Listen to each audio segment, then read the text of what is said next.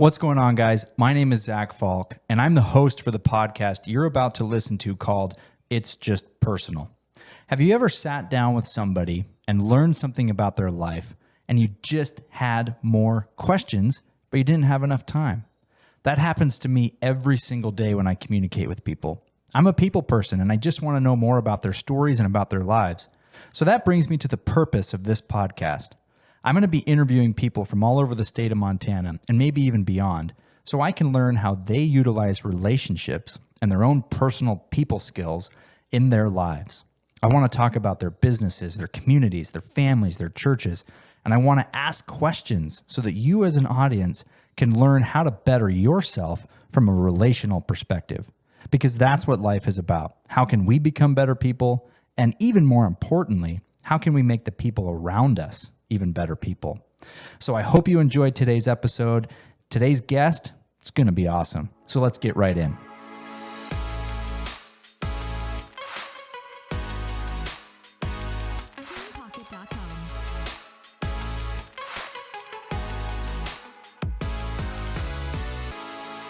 Welcome, folks, to the third episode of my podcast, which is called It's Just Personal.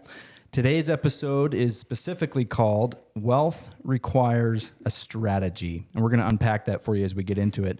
I'm Zach Falk. I'm your host, and joining me today are two of Whitefish's finest when you consider the world of finance.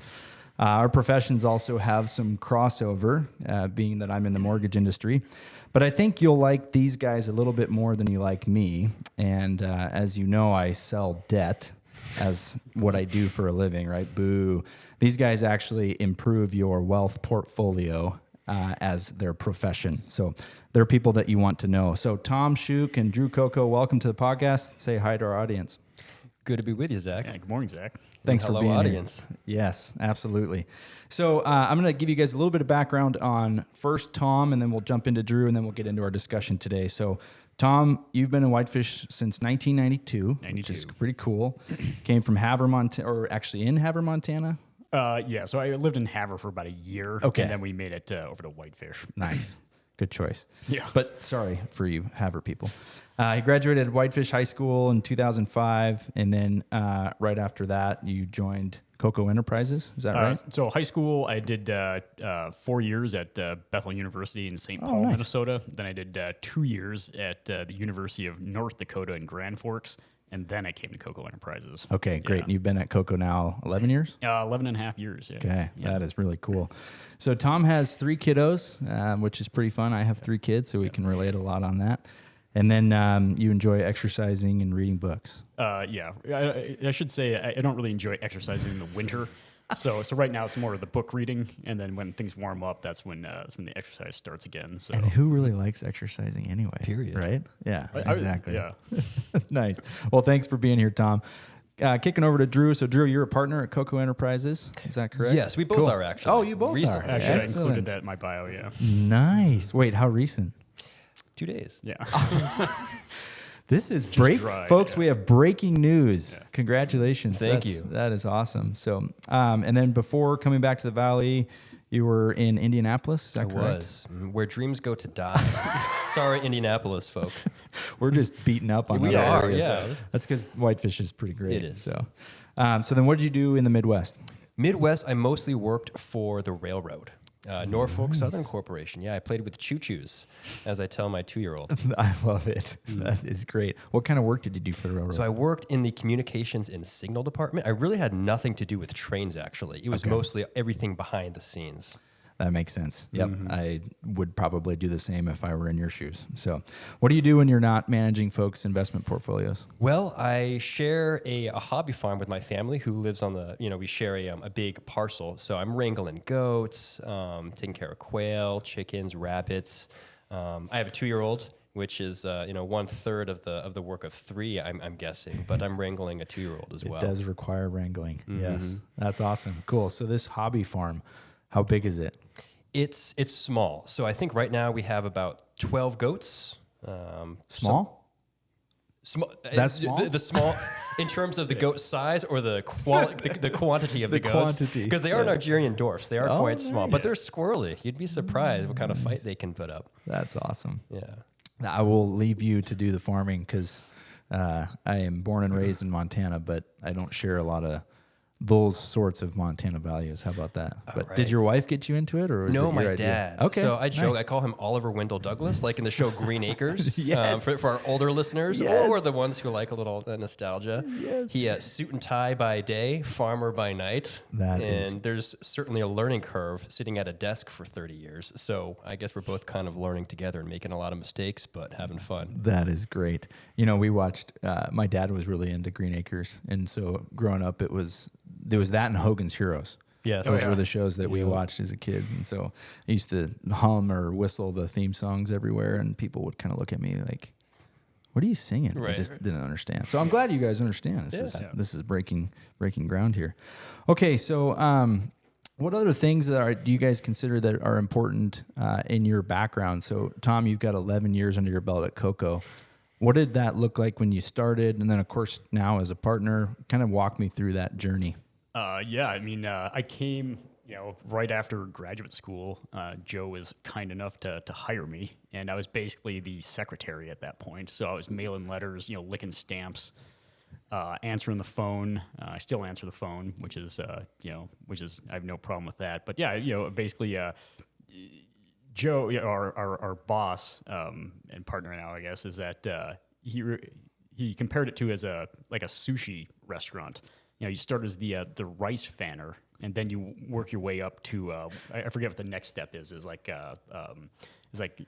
rice fanner, and then like dough massager or something like that. Well, And, he gets it from the documentary Hero Dreams of Sushi. Okay. Where the apprentices massage the octopus. Oh, yeah, and they that's do right. that for like years Yeah, or something. yeah. And that's their only, and they perfect that before they move on. But Yeah, so I was the rice fanner for a number of years, and then I moved on to octopus massager, and then eventually partner. Yeah, so yeah, natural progression. That Yeah, is yeah. great.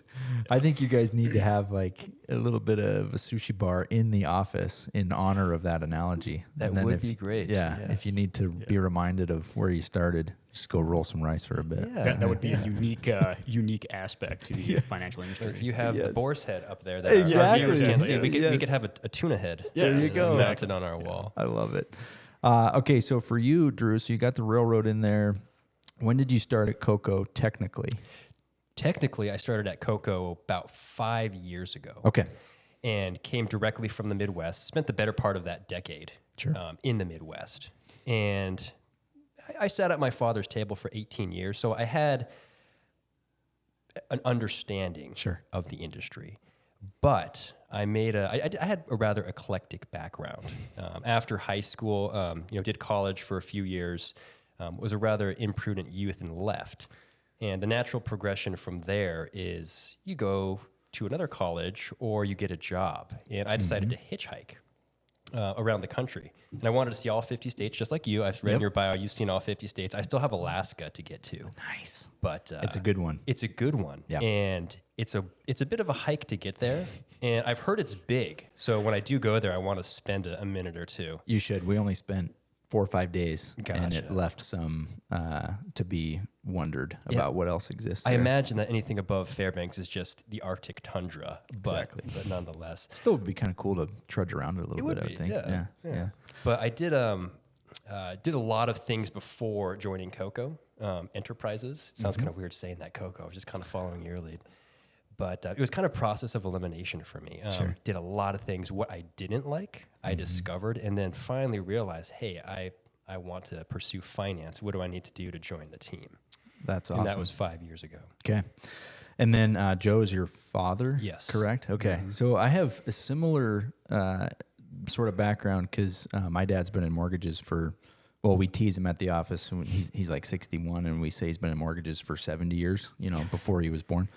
But truthfully, it's around 30. And I took a career path that I thought was the right thing to do, and always was aware of mortgages, and ultimately came to my senses and ended up in the mortgage industry. Just because like you said, I understood kind of how it worked, and it made sense to get back there. But it took me a while to understand that. It happens. If you're the child of a auto mechanic, you're going to know a lot about cars naturally. And if you're the son or a daughter of a chef, you might be a good cook just by They also proximity. say that cooks don't cook in their own kitchen, though. So some of that could be, hey, what else is out there Right. for people that are, wanting to experience things. But so then here's your chance kind of to make a plug. So we've been kicking around kind of where you work, Coco Enterprises. What do you guys do? What's your value proposition? What do you do all day? Yeah. Exactly. As yeah. little as possible. Yeah. if you can, but So kind of fill the audience in on what that looks like, what types of services you provide, and just so they can understand a little bit more about Coco Enterprises. 90% of it is meeting and talking with our clients. We do a heavy focus on planning, so we don't just manage investments. It's a lot of it is, you're 50 or you're 5-10 years out from retirement. What does that look like? How are you going to get ready for it? What are the things you need to think about? People going into retirement, how much income are you going to have? What's your Social Security? What's Medicare going to look like? What challenges that you need to be thinking about to kind of help you make the transition, and then people, in retirement, just managing, where their income's coming from. And we spend a lot of time talking to people about those things. Sure. And so 90% of my day, at least, is spent talking to people and then making decisions on what they're going to do. And then the rest of the office, we have a lot of some really good staff that make sure all those things get executed.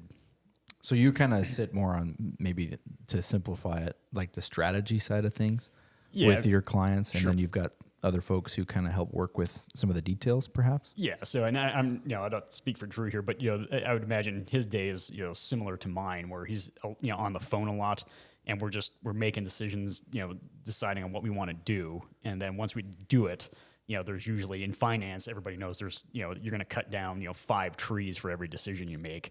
And we have our office administrator, Erica, who is phenomenal at getting paperwork done correctly, quickly, and out the door. And Nice. And then that's kind of where I hand it off. But majority of my day is being on the phone, taking meetings, and just kind of strategizing with people and kind of looking at all their stuff and be like, what should we be doing now? That kind of stuff. yeah. How about for you? Similar? Tom said it well. We are a fee-based independent investment advisory and financial planning firm. I'll say investment advisory, also investment management. Sure. So I think there's probably 3 overarching areas that we serve. Financial planning is a big one, like Tom said. We're helping people strategize to make good financial decisions now and all the way into their future. We're also investment managers, where we might strategically say, hey, Mr. or Mrs. Client, we recommend you sell these assets or get into these investments. Let's make some changes. And we also do investment advisory, where we have a full-time analyst and we have in-house strategies. So we're choosing different investment strategies and tailor-making them for our clients. Okay, that's great.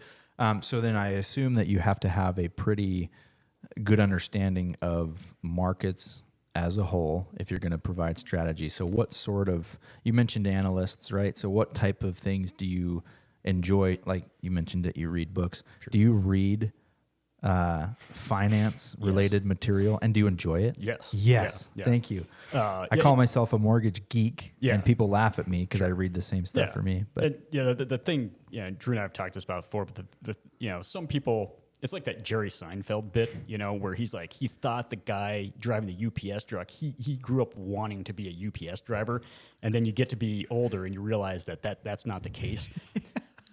With people who have our jobs, I feel like that is the case, though. Nice. Is that you find a job that you like, and it's that you go to work and you serve your clients, and then you go home, and it doesn't bother you to spend another couple hours reading a book about it or reading articles about it because you enjoy what you do. And the Jerry Seinfeld bit was hilarious, but not necessarily true in at least my case. So sure. Well, there's not a whole lot you can study about how to drive a truck better. Right. There's a lot you can study about how to advise from a financial perspective in a better way for your clients. So that's great. That's a good analogy, though, because a lot of it is the people business. Yeah. And if you know modern portfolio theory and investment analysis, all that, but you don't have an understanding of people, you're probably not going to have a lot of success. So I think that's important too. I think so. And I'm glad you mentioned it because the focus that I try to take on these podcast episodes is to kind of mix in how relationships fit into what we do on a daily basis. You mentioned Erica as an example and just how important she is to your guys' business. Well, that's a relationship that you have with someone. So from a client perspective, I assume that you need to have a strong relationship with these people so that when you do advise them that they trust you to actually move forward with what it is you're advising. So how do you guys leverage relationships on a client perspective? We the biggest thing is to be available and to reach out to them. If they can't get a hold of you, it's that's generally bad for the relationship. But if they know that you're just a phone call away, and if you're not available at the moment, you're going to get back to them in a reasonable amount of time. That goes a long way to kind of shoring up some of those relationships, and it helps if people like you. Right. Obviously, I wouldn't say we want to bug our clients, but almost to that point where it's like, hey, okay, I know you're there. You don't have to keep reminding me how my portfolio is doing, but I think that's better than I can never get a hold of my advisor. Where are they? Right.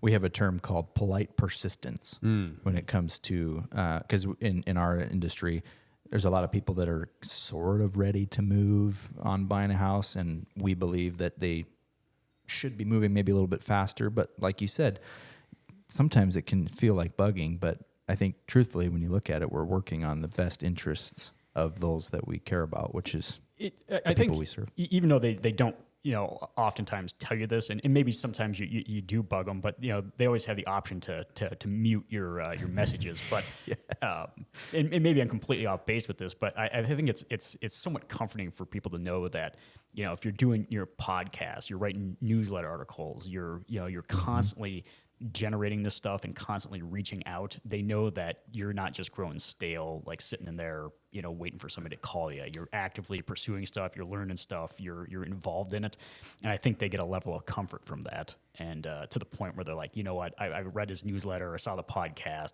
I don't need to bug them at this point. So, I think that's really well said. Yeah, we try to have a lot of touching points for our clients. The more we touch, whether that's through the radio or our podcast or our newsletter or our phone calls or our seminars, I think that's better, and that helps build the trust. I agree. You bet. Okay, thank you guys. That's awesome. So for those of you watching, definitely call Tom or Drew if you need help managing or getting some advice on how to handle your finances. They take care of some stuff for me personally, and I do get regular phone calls from Tom, and I really appreciate it because typically those phone calls end up being 10, 15 minutes where I happen to have a question that I've been wanting to ask, but I didn't feel like it was important enough to call. So then Tom calls, and there you go. I get an opportunity to ask my question. And so thank you guys. You do a good job. I often compare our profession to being like a fireman. So firemen, I'm sure they didn't get into the business to just sit around the firehouse and make. They actually want to go put out fires, and it's the same thing in finance. It's that I don't like just sitting in my office. So if people, no matter how small questions are, I like talking about it. So I don't like sitting quietly in my office. It's hard for me. That's great. I love it. Okay, so kind of stepping away from business and kind of back into the personal life a little bit. Why do you guys live in Montana? If you removed the firm, let's say it didn't exist and you were doing whatever you wanted to do, would you still be in Montana? Yes. Absolutely. That's 2 yeses. Yeah. Okay. How come? Well, first off, I was born here. This is, it's home. Maybe because, I was born here. I'm used to mountains and trees and stuff like that. But I've been to Minneapolis, lived there for a while, which is fine. The city's great. I have nothing against Minneapolis other than the humidity in the summer, which I cannot. I'll tell you that right now. And then I lived in Grand Forks, North Dakota. And nothing against, I know we're ripping on people today, but nothing against people in Grand Forks. But I've never had my car door freeze shut before.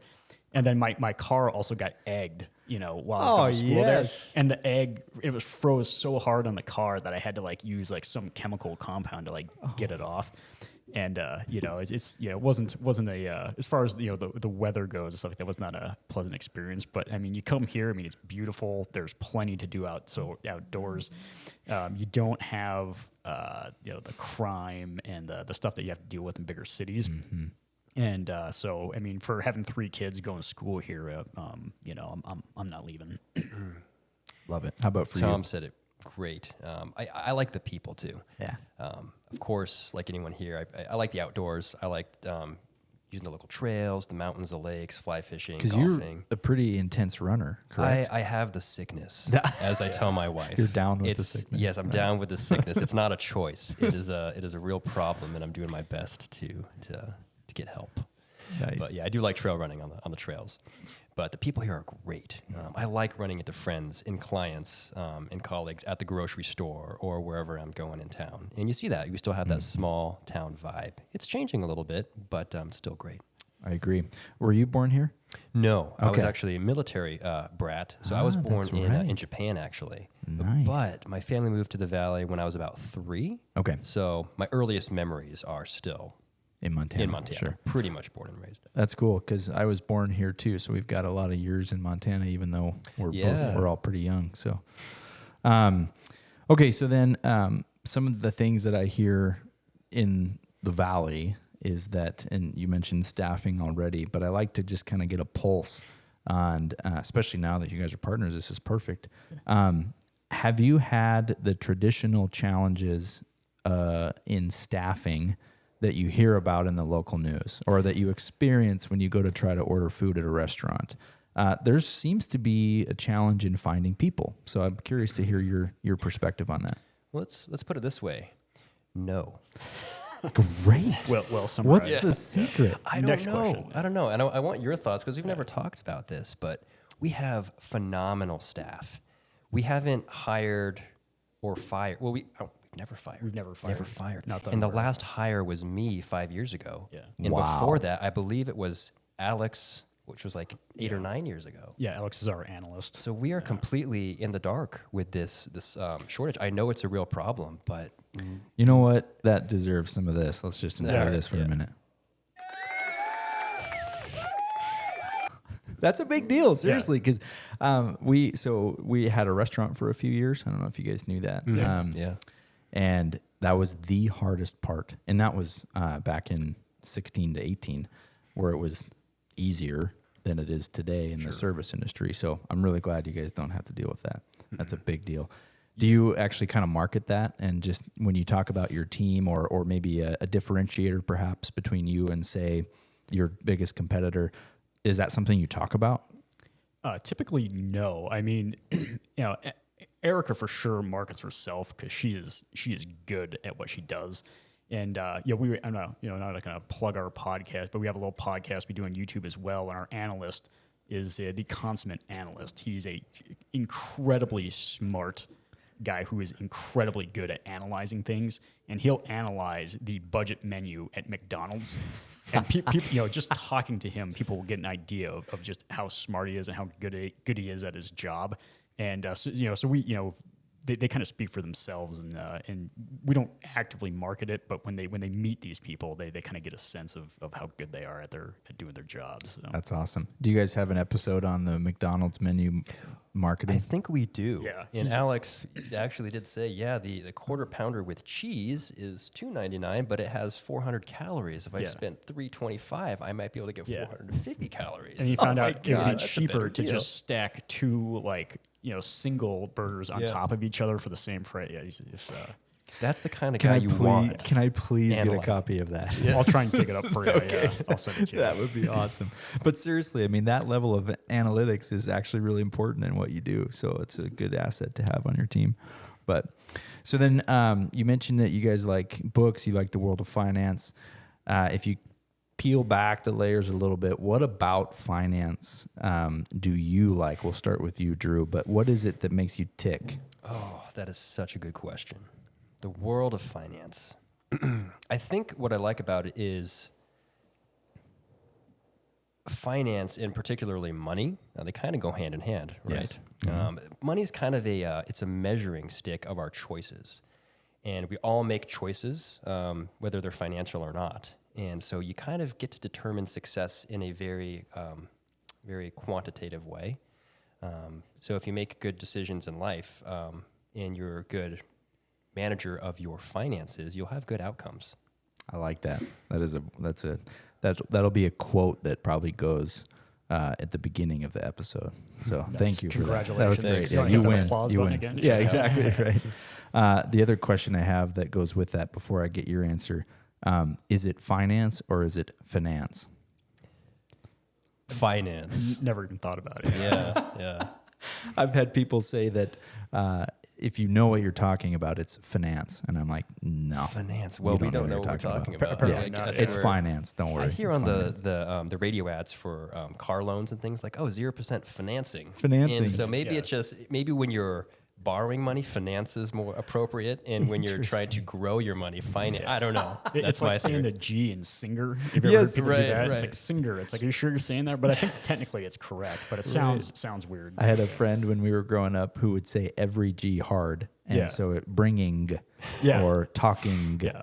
And it just Yeah. drove me crazy. But Yeah. I gave him a hard time. It didn't matter. He kept doing it. So how about for you, Tom? What makes you tick for the world of finance? The thing that eventually got me out of what I was doing, I was sitting in All True Hospital at 3 a.m. in the morning going through a bunch of data I needed for my research project. And not only was it somewhat eerie because you're in a hospital at 3 in the morning with nobody else around, just the fact that I'm sitting in front of a computer, like in a cubicle. I can't do this. Like I gotta have people around me. I hate sitting at my desk all day. Drew knows I'm constantly bugging him in his office just because I can't be in my office all day. So the fact that I talk to people, all day long, and the fact you get to help people, that's kind of why I got into it. So Absolutely. So I like to ask this to everybody who comes on my podcast: extrovert or introvert? I'm getting a read, so I like to see if I'm correct. So let's start with you. I would go with extrovert for sure. I guess my wife describes me as an extroverted introvert. Yep. She's kind of that. My wife is introverted, but I like. But at the end of the day, I like like a quiet evening too. It's nice. Which maybe it's just because I have 3 kids. I right was now, just but gonna say, I think there's more to the story yeah, there. yeah, but I feel like there's a bell curve.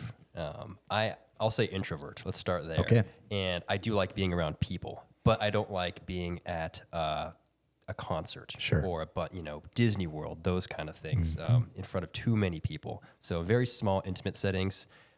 Let's go with extrovert. Other than that, I'm an introvert. Nice. I like it.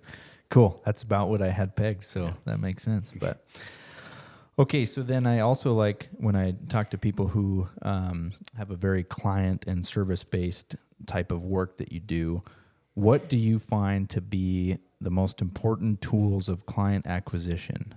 So in your business, is a lot of it that you get a client at the beginning of their finance journey and they stick with you forever? Or are you kind of searching for people to do business with you? What does that look like? So in terms of marketing, I've kind of already made this statement a couple times, I guess. But if you do quality work for people, I see. it markets itself. So if you call them, you stay in contact, the work that you do is good. When they call the office, they get somebody right away, and they get somebody who's happy to help, and it's not it doesn't sound like a burden that you've been calling. I think word gets out about that, and it kind of markets itself. So that I think just the work that we do on a daily basis has been the biggest marketing tool for us. Mm-hmm. So what if you had to, I agree with you, by the way, we see the same thing here, that good work tells its own story. What if you had to peel back all the past work that you've done to where you don't have the track record of good work? Can you theorize what that might look like as far as client acquisition goes? You want to? Wow. Yeah. That is a great It's a question. deep question. It is. Yeah. Good. We're pretty plain vanilla. So you peel back the layers far. You don't even have to peel back the layers. It's right there on the surface. We're very plain vanilla. You know what we do. And we don't do a lot of fancy, esoteric, complicated stuff. So I think clients know that. And we have a reputation for that. But man, that's Maybe think about it, because I like to ask myself this question, because reputation and then previous relationships are fundamental to new business. But I like to pretend like those don't exist sometimes and just get out of my comfort zone and see if I can go figure out how to. I think that the biggest thing is that we're constantly So we're doing a radio show next year. We'd done the radio show. Joe did the radio show a little bit a couple of years ago, and that was a good marketing tool for What us. station? KEGZ. Okay, sweet. So yeah. Was it on noon on Thursdays? Yeah, shameless plug right here. But so, Plug away. This is for you. So there's that. Kind of like you're doing, just content out there that lets you know that you're active. It's not a stale business. And putting out, we write like a little newsletter for all our clients just to let them know what we're thinking about, and just just those constant touches just lets people know that you like doing it, and that reminds them of the work that you're doing for them. We're almost like a dentist's office in a certain sense, where Nice. you go to the dentist. You ought to go to the dentist, and you go there and you get your cleanings. And once you have your dentist, unless they're just absolutely terrible, you stick with them. Right. And that's kind of how our clients are. So we have a lot of very, I don't want to say old clients. That sounds. We have clients that have been with us for a long time. So loyalty. Loyal maybe. clients, good loyal clients. And then we also have people that are jumping in, whether they're new to the world of finance, maybe this is their first teeth cleaning and they have to choose someone. Right. So I'd compare us to a dentist in that sense. I like that analogy. Yeah. No, that's great. Yeah. I was thinking about something as it relates to my own personal journey in finance. So I'm not going to mention names, but I had this interesting interaction the other day that I think you guys would get a kick out of. So I had an acquaintance, somebody I don't really know, reach out and say, hey, I'd like to get on the phone with you and just learn more about what you do, and I'll tell you a little bit about what I do. I like to talk to people. So I'm like, great, you bet. I'll spend 30 minutes on the phone with this guy, get to know him a little better. Sure. It turns out that I end up on a phone call with somebody else and this individual, and they begin to take an application, is what it turned out to be, for financial planning services. And I found it very, very interesting. So I'd like to get your feedback. To me, that rubbed me the wrong way. Like you just kind of get bait and switched a little bit into something that you don't want to do.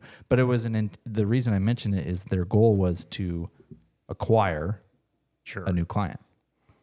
What do you guys think about that? And that, Well, I guess am I run that by me again. So like, hey, let's have a conversation. Then all of a sudden they're like, hey, what's your social security number? I mean, not quite, but Yeah. what do you make? Like what type of assets do you have? So it was, I don't know. It just was weird. And it was a Zoom call. The dude was not in our town. Yeah. I don't know.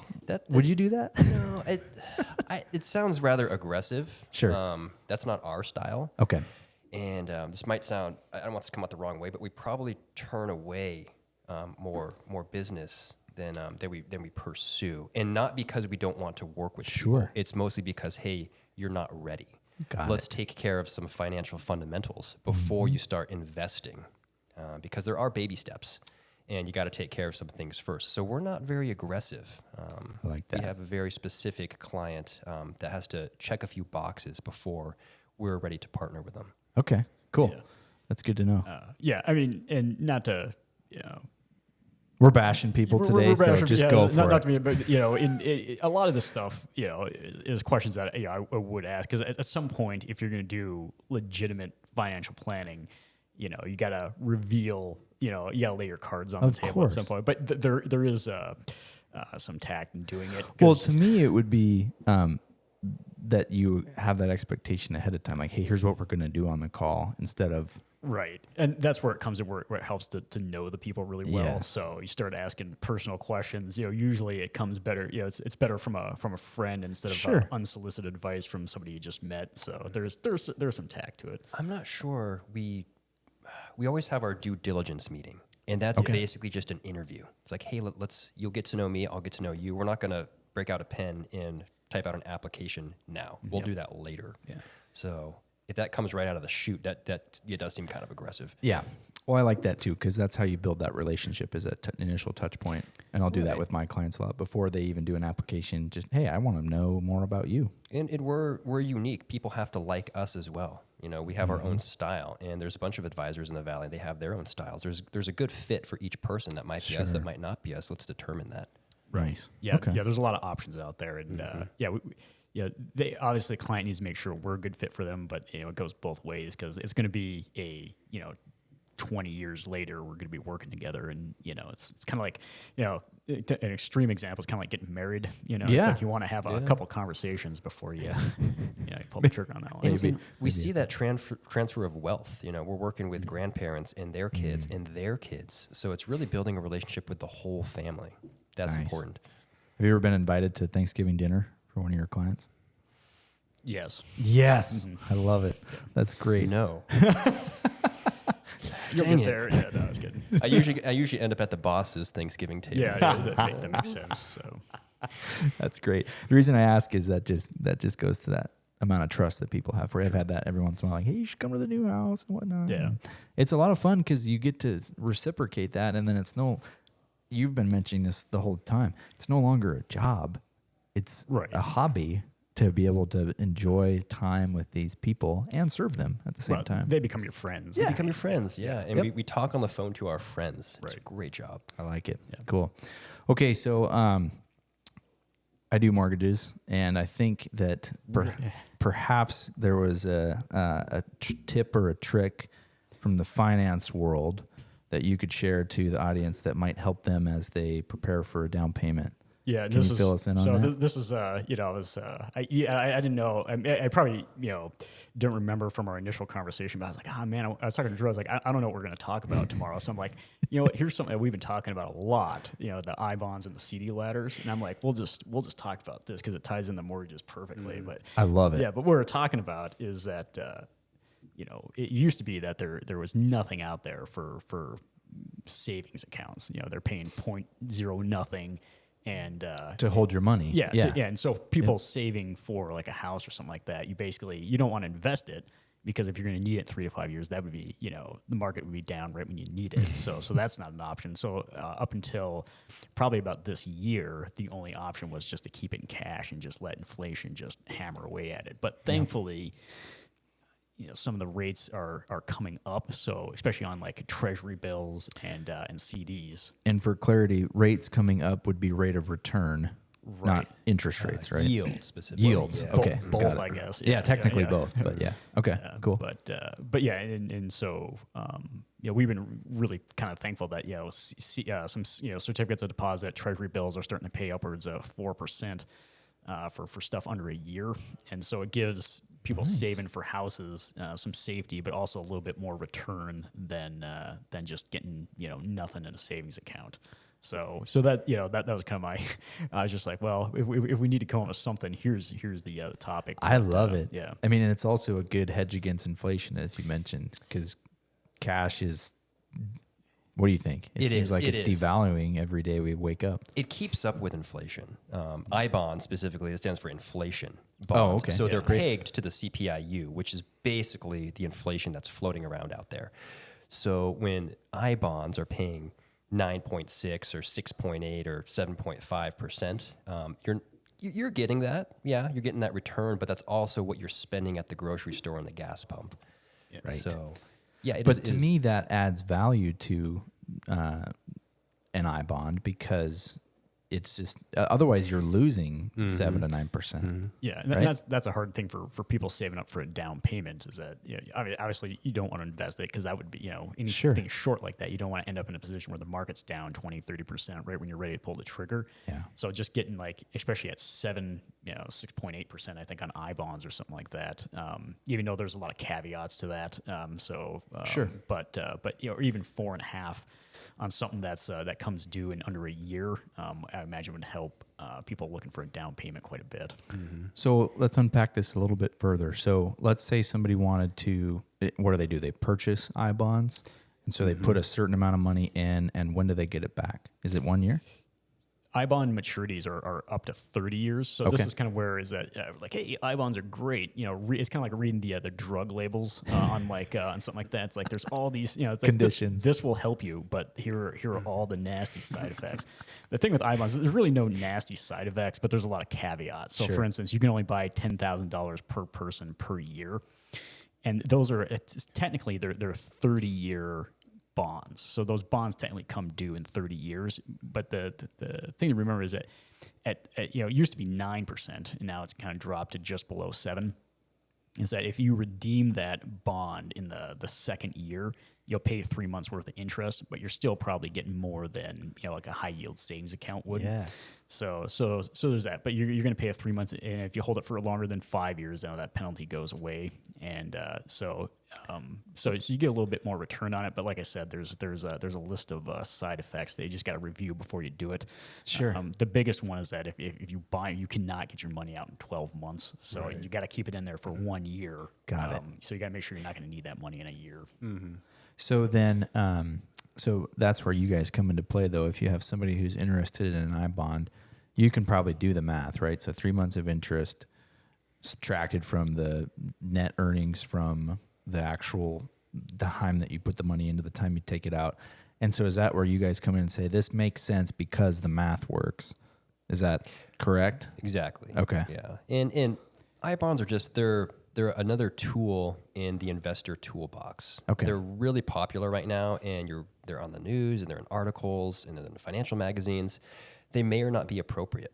Sure. There might be other things out there, but yeah, we help clients determine if they are or they aren't. We don't manage I bonds. That's just something we encourage some specific clients to do. You have to buy it directly from the Treasury.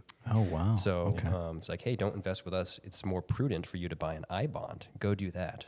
Nice. So I like that because you're providing advice even if you don't get paid, right? Yeah. That's good. And yeah. we like to do that. We want to be honest, but we also have a fiduciary responsibility. Oh yeah, absolutely. No, we're the same way. We I had a customer recently who needed a loan that we thought we could do, and I don't like admitting this because we can do every loan, right?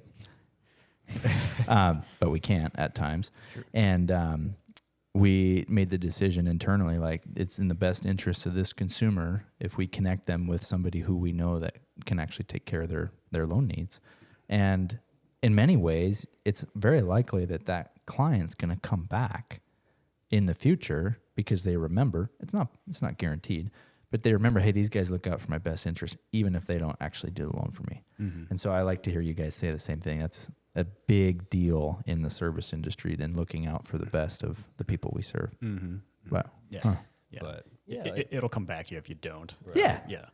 Yeah. The philosophy of giver's gain, right? Mm-hmm. Yeah. It just give, and someday, who knows when, there's some gain in there too. So, okay. So then let's say we've got somebody who puts some money in, they can get it in 12 months. So if they're going to go buy a house in 6, do you guys ask that question? If you've got somebody who says, hey, I'm interested in buying a house and I heard about I bonds. Is that one of your first questions? oh my gosh, yeah. Okay. Yeah, time horizon is huge. Okay. Yeah. Yeah. That is one of the first questions we ask. Absolutely. Okay, so then what are some other investment strategies? I understand it's nuanced because everybody has their own particulars. But what's a good overall investment strategy for someone who's looking to buy their first home? Let's say they are a salaried employee, they're approved for the loan. Should they do it? Should they wait? And should they put their money elsewhere? Should they buy the house? What do you think? I think the best strategy is to, number one, have a strategy. Yes. Right? But then like every answer in finance is that it depends. Because everybody's different. So it depends, like how much you have saved, what kind of house are you going to buy, what are interest rates like, Sure. All this other, because like Drew said, is that a lot of it is people want to buy a house, but you bought snowmobiles and campers, and a lot of times at least our perspective, like we like to get that kind of stuff cleaned up first. Not that they're bad, but we just don't want to go in with a lot of debt and no cash because if something happens where like a check valve breaks and your driveway is flooded with like sewage water or something like that, we want to make sure you have enough money sitting around to cover that.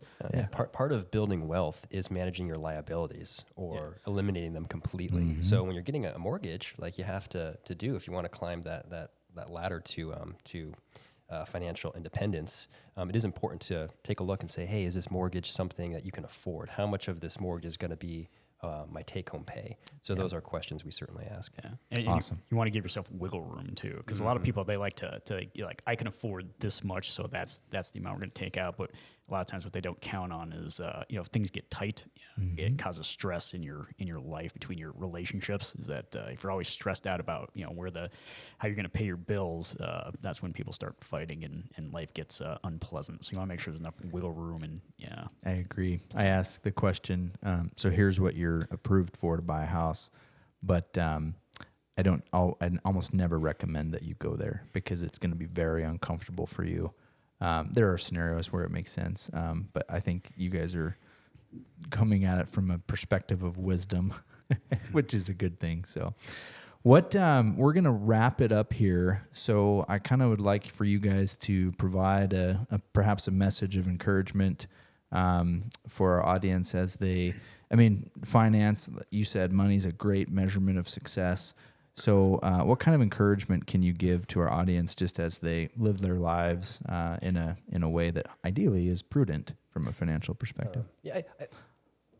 Slight correction, measurement of our choices. Sure. I don't want to make that distinction that Good point. someone is, hey, you're rich, you're successful, you did it, and you're poor, man.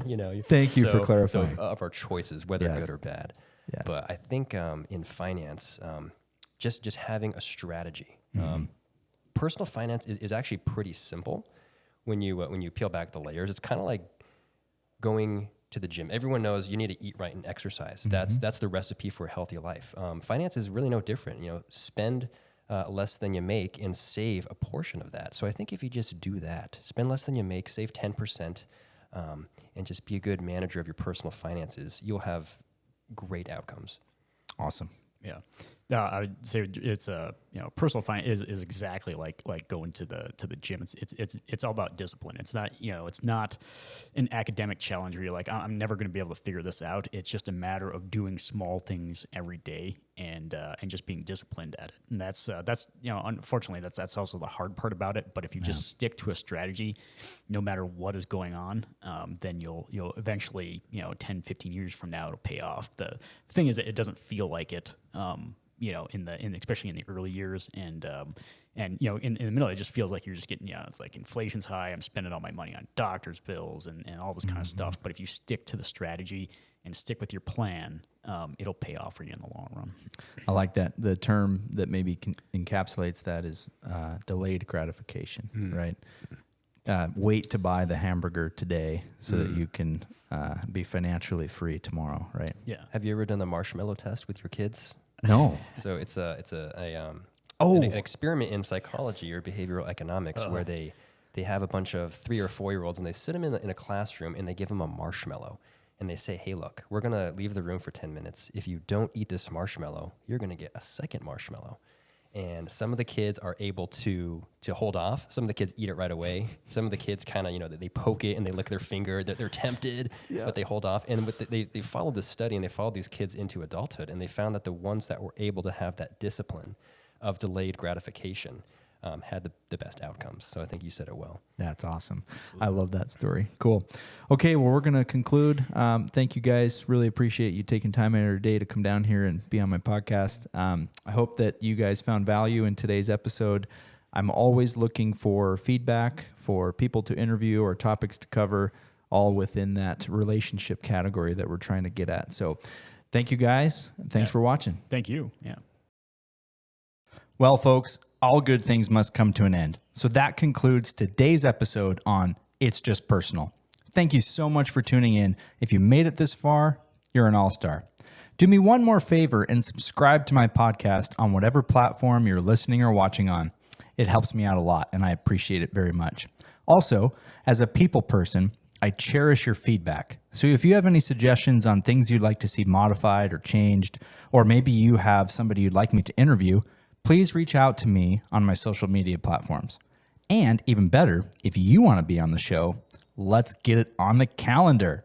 All right. Thank you guys very much. And remember, go create a new relationship today.